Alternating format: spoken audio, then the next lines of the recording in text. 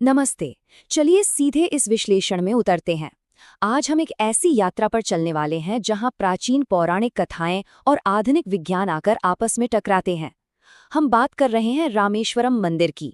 ये सिर्फ ईंट और पत्थरों से बनी कोई आम इमारत नहीं है दोस्तों। ये एक ऐसी संरचना है जिसने सदियों से बड़े बड़े वैज्ञानिकों और इतिहासकारों को बिल्कुल हैरत में डाल रखा है। तो आइए इस रहस्य पर से पर्दा उठाते हैं। इस विश्लेषण में हम मुख्य रूप से इन 4 चीजों पर फोकस करेंगे। पहला, तैरते हुए पुल का रहस्य। दूसरा, ग्रेनाइट से बनी इसकी अद्भुत वास्तुकला। तीसरा, मंदिर के 22 पवित्र कुंड। और आखिर में इसका आध्यात्मिक मार्ग। तो चलिए शुरू करते हैं पहले भाग से, इंजीनियरिंग द फ्लोटिंग ब्रिज, मिथक और विज्ञान। सबसे पहले बात करते हैं 48 किलोमीटर लंबे उस राम सेतु की, जिसे दुनिया भर में एडम्स ब्रिज के नाम से भी जाना जाता है। ये पुल पंबन द्वीप को श्रीलंका से जोड़ता है और इसकी कहानी जितनी प्राचीन धर्म ग्रंथों में है, उतनी ही आधुनिक डेटा में भी उलझी हुई है। अब एक हैरान करने वाला फैक्ट सुनिए। जब आधुनिक विज्ञान ने इन तैरते हुए पत्थरों की टेस्टिंग की तो एक चौंकाने वाला 3000 साल का भूगर्भीय अंतर यानी जियोलॉजिकल गैप सामने आया। ये पत्थर करीब 7000 साल पुराने निकले, जबकि जिस रेत पर ये टिके हैं वो सिर्फ 4000 साल पुरानी है। सोचिए, ये डेटा अपने आप में एक बहुत बड़ी बहस खड़ी कर देता है कि क्या यह संरचना प्राकृतिक है या इसे किसी एडवांस्ड इंजीनियरिंग तकनीक से बनाया गया था। लेकिन पत्थर पानी पर तैर कैसे सकते हैं? चलिए इसके साइंस को समझते हैं।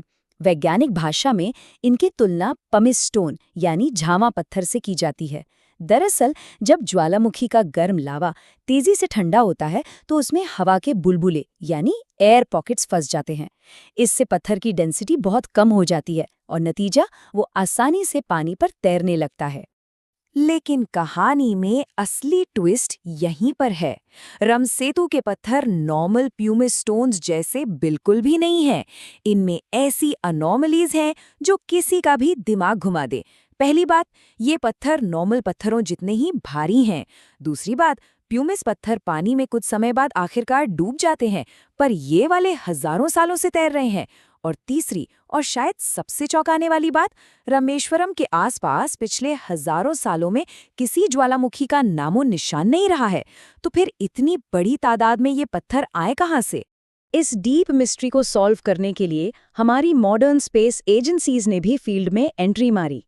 हाल ही में 2018 से 2023 के बीच इसरो ने नासा के सैटेलाइट डेटा का यूज करके इस पुल का एक बेहद डिटेल्ड 10 मीटर रेजोल्यूशन वाला 3D मॉडल तैयार किया है। इस मॉडर्न टेक के जरिए हम इस प्राचीन स्ट्रक्चर के डायमेंशंस और इसके ओरिजिन्स को नए तरीके से समझने की कोशिश कर रहे हैं। आइए अब बढ़ते हैं दूसरे भाग की तरफ, अ मास्टरपीस ऑफ ग्रेनाइट। इस मंदिर का फिजिकल कंस्ट्रक्शन अपने आप में वास्तुकला का एक ऐसा चमत्कार है जो लगभग असंभव लगने वाली चुनौतियों के बावजूद आज हमारे सामने पूरी शान से खड़ा है। देखिए, इस मंदिर का निर्माण किसी एक काल या एक राजवंश ने नहीं किया। ये सदियों की मेहनत और एवोल्यूशन का नतीजा है। इसकी शुरुआती नींव पांड्या राजवंश ने रखी।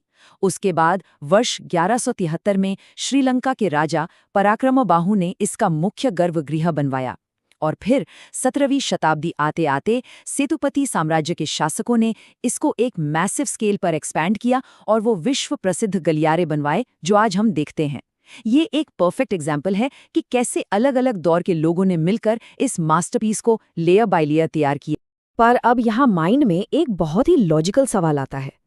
रामेश्वरम एक टोटली रेतीला द्वीप है।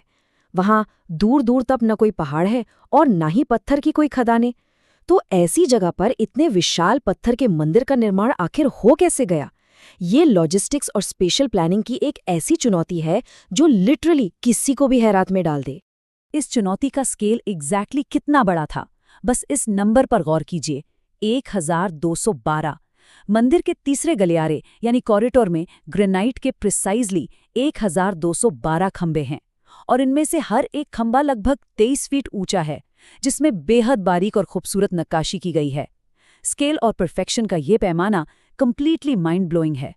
सोचकर देखिए, लाखों टन भारी ग्रेनाइट को तमिलनाडु की मेन जमीन से समुद्र के रास्ते नावों और जहाज़ों के जरिए यहाँ लाया गया था।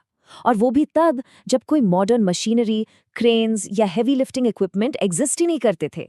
समुद्र पार करके इतने विशाल पत्थरों को लाना और उनसे इतना सटीक ढांचा खड़ा करना, सच में ये एक ऐसी नेवल लॉजिस्टिकल सफलता है जो आज के मॉडर्न इंजीनियर्स का भी दिमाग हिलाकर रख देती है।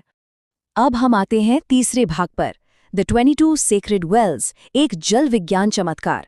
चलिए उन विशाल दीवारों से आगे बढ़कर मंदिर के आंतरिक हिस्से में चलते हैं, जहां 22 पवित्र कुंड हैं। ध्यान दीजिएगा, ये पूरा का पूरा अंडरग्राउंड सिस्टम चारों तरफ से खारे समुद्र से घिरा हुआ है। तो आखिर खारे समुद्र के बिल्कुल बीचों बीच इन कुंडों का पानी मीठा और शीतल कैसे हो सकता है? इसका जवाब छिपा है फ्रेश वाटर लेंस नामक एक भूगर्भीय सिद्धांत में। होता यह है कि बारिश का मीठा और हल्का पानी जमीन के अंडरग्राउंड लेयर्स में जमा हो जाता है। क्योंकि ये खारे पानी से हल्का होता है, इसलिए ये डेंस नमकीन पानी के ऊपर बिल्कुल एक अलग लेयर बनाकर तैरता रहता है, बिना उसमें मिक्स हुए। ये नेचर की इंजीनियरिंग का एक अद्भुत चमत्कार है। और हाँ, ये सिर्फ एक जियोग्राफिकल थियोरी नहीं है। वर्ष 2014 में जब इन 22 कुंडों के पानी की एक डिटेल्ड वैज्ञानिक जांच की गई, जिसमें पीएच लेवल्स, इलेक्ट्रिकल कंडक्टिविटी और टोटल डिसॉल्व्ड सॉलिड्स को प्रॉपर्ली टेस्ट किया गया, तो रिपोर्ट ने एक बहुत बड़ा खुलासा किया। रिपोर्ट ने कंफर्म किया कि इस पानी में कुछ बेहद अनोखे मिनरल्स हैं, जो इसे एक्चुअल मेडिसिनल प्रॉपर्टीज यानी औषधीय गुण प्रदान करते हैं। यही वजह है कि सदियों से इस जल को इतना विशेष माना जाता है। इस पवित्र जल तक पहुंचने का सफर एक बेहद स्ट्रक्चर्ड स्पेशल जर्नी है। स्टेप 1, लोग पहले मंदिर के ठीक बाहर अग्नि तीर्थम के खारे समुद्री पानी में डुबकी लगाते हैं। स्टेप 2, प्यूरिफिकेशन के बाद वो मुख्य मंदिर परिसर में आते हैं। और स्टेप 3, मंदिर के कर्मचारी उन 22 कुंडों से मीठा जल निकालकर उन पर डालते हैं। ये पूरी प्रक्रिया एक अनोखा और डीपली प्यूरिफाइंग एक्सपीरियंस है। पर इस हिस्टोरिकल और हाइड्रोलॉजिकल वंडर को सहेजना बिल्कुल आसान नहीं है। ओरिजिनली इस मंदिर में 24 कुंड थे, पर वक्त के साथ उनमें से 2 पूरी तरह सूख चुके हैं।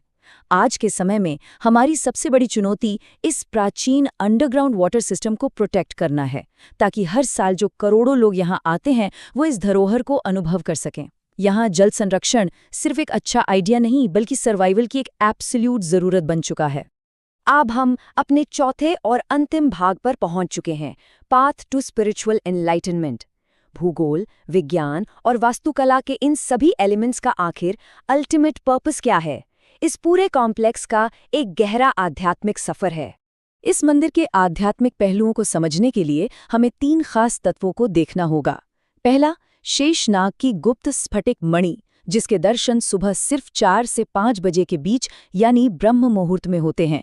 दूसरा, जटायु तीर्थम से मिलने वाली पवित्र और हीलिंग भस्म। और तीसरा, सबसे ऊंचे गंधमादन पर्वत पर मौजूद वो सैक्रेड फुटप्रिंट्स जिनकी लोग पूजा करते हैं। ये सारी चीजें मिलकर एक प्रोफाउंड स्पिरिचुअल डायमेंशन क्रिएट करती हैं। यही कारण है कि रामेश्वरम को डंके की चोट पर काशी ऑफ द साउथ कहा जाता है। ये स्थान सिर्फ नक्शे पर एक भौगोलिक लोकेशन नहीं है, बल्कि एक आध्यात्मिक एंकर है। एक ऐसी जगह जो इस भारतीय उपमहाद्वीप की विविडली अलग अलग संस्कृतियों को एक मजबूत डोर में बांधती है और उन्हें स्टेबलाइज करती है। तो इस पूरे विश्लेषण के एंड में एक बहुत ही पावरफुल थॉट उभरकर सामने आता है। रामेश्वरम केवल ईंट और पत्थर का कोई ढांचा नहीं है, ये त्रेता युग के इतिहास और आधुनिक विज्ञान के बीच का एक जीवित पुल है। तो आप क्या सोचते हैं, क्या सच में प्राचीन फेथ और मॉडर्न साइंस के बीच की खाई उतनी ही गहरी है जितना हमें लगता है, या फिर ये दोनों एक ही सच्चाई को देखने के बस 2 अलग नजरिए हैं? ये एक ऐसा सवाल है जो वाकई गहरे मनन की मांग करता है। आज के इस विश्लेषण में बस इतना ही। बहुत जल्द मिलेंगे एक नए रहस्य और एक नए डीपली रिसर्च्ड चर्चा के साथ।